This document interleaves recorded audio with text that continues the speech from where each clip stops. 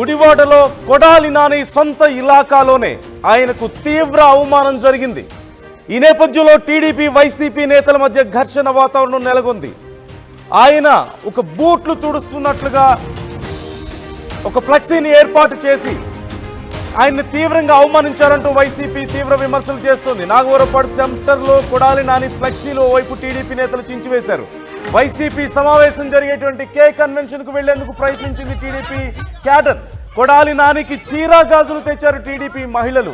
TDP శ్రేణుల్ని పోలీసులు ఈ నేపథ్యంలో అడ్డుకున్నారు. ఇరు వర్గాల మధ్య తోపులాట పరిస్థితి చాలా ఉద్రిక్తతకు దారి తీసింది. ఈ మధ్య కాలంలో వరుసగా కొడాలి నాని అంశం తీవ్ర చర్చనీయాంశంగా మారుతుంది. మనం చూస్తూనే ఉన్నాం. ఈ నేపథ్యంలో వైసీపీకి సంబంధించి జరుగుతున్నటువంటి ఒక సమావేశంలో అక్కడ ఉన్నటువంటి ఫ్లెక్సీలను చించివేసి